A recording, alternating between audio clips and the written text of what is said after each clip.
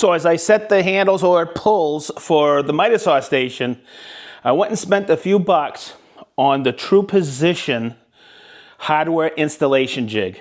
And I'm gonna show you why it's worth every single penny.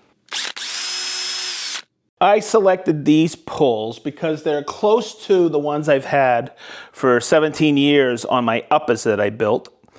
And I was walking through Menards, that's a big box store here in the Midwest, and I saw that yellow tag and I couldn't resist. I got all of these, each one for only $1.49. So always check out your local big box. They're always closing out pulls. So I don't know if you've done this, but over the years, I've built my own pull and knob jigs. They take about 15, 20 minutes to make. You got to measure, you know, your stiles here. You want to know how far it is in. You drill it out. You got to know your dimension for your screws. And I use this as a right angle, so I can use it here and here to drill them all out. That way they're all even. So every time I didn't want to make my jig, and I used to make these just about every month for an install, yeah, I used to go every once in a while and get one of these. But guess what? Every time I get one of these, they never match up, okay, to the distance here and here. So it's a bunch of time that I've wasted over the years. I used to have a 5-gallon bucket of these, and I used to label on here the Smith House. Okay, like I'm gonna go back there and reinstall a pull or a knob. Okay, it was worthless, but I saved them because it was like kind of like a time trophy. Like you all have jigs hanging on the wall that you never use. So I was looking for an excuse to buy the True Position cabinet hardware jig. So don't make the mistake I made when purchasing this. There are 3 versions. There's a link below, and you can choose at that link the 3 different versions of this. The first version, which I purchased, it's around $200. It's the original, and it doesn't come with this extension. So what you have to do is you have to mark a center line here and position it every time on the center line. There's a Pro version, which I went and added this. It's this extension right here, and I added it for the miter saw stand. Because guess what? Drilling out all these drawers at the exact position so they all line up here will be effortless. Because I have repeatability here and here now. Now, this I bought for an additional $59. If you buy it as a Pro kit, it comes with the extension, and you save $10. It's $250. Now there's another version called the Max. You can buy the pieces for that, but what it does is it extends this a little bit and out here, and it's basically for those long pulls, okay, that are kind of popular right now. But the spacing of it is 32 millimeters, so you can do some 32 millimeter shelf pins with it. I have the LR32, so I didn't need that. I just bought the extension. Save $10 and get the Pro. It comes with a 5mm drill bit, and it also comes with a few pieces apart. These 2 pieces are for offsetting for an inset shaker door I don't need. These are the 2 pieces I do need when I'm setting up. They have a point, and there's 2 magnets in there as well. So I'm gonna try to keep this easy for everybody. I measured my height of my drawer right here, and I know it's 120, but if I divide that by 2, it's 60 millimeter. So I'm also gonna measure the length, and it's 432, so divide that in 2, it's 216. Now, I can line up right here, the center line to the little mark I made, but boy, I'm gonna have to do that every single time.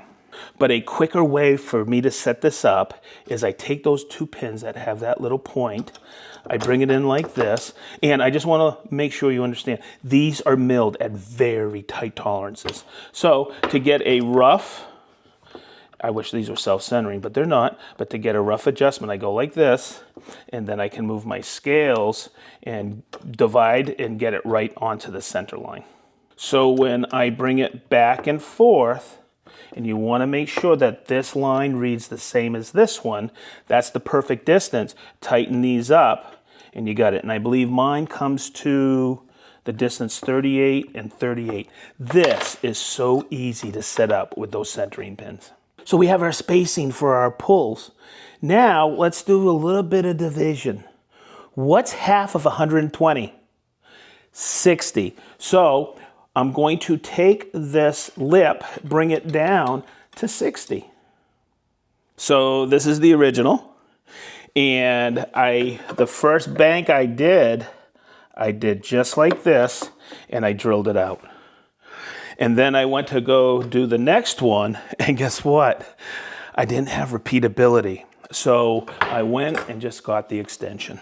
So I just wanted to point out, the instructions that come with this are fantastic. Go step by step.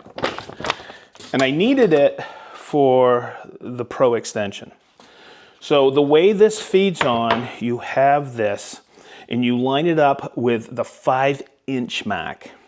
Then you take it and you slide it in and you line it up with the 5-inch mark on this scale. And then what happens is you'll see the zeros line up perfectly. So this scale now becomes the scale when you set your stop. Okay, so before I go and start drilling, I'm going to tighten everything. The knurling on these knobs is perfect, and I'm going to make sure I'm ready to go. And now I'm just going to start drilling out everything, making sure I hold tension properly. And you can drill it all the way through, but I'll give you another tip really quick. What I do is I do a starter hole, and these bushings are perfect because now it can't go anywhere but 90 degrees.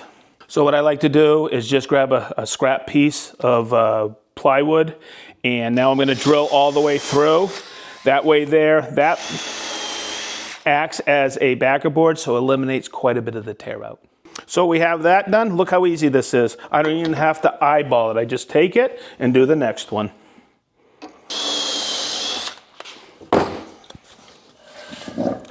And the next one.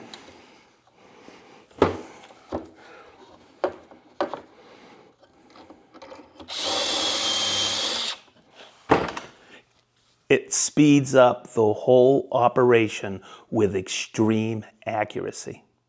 So there's also a center hole here, and that's perfect if you're doing a single knob in the middle.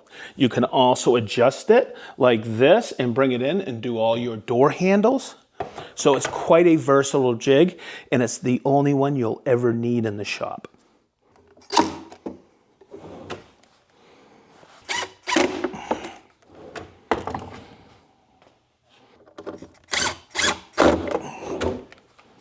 So hopefully this makes sense.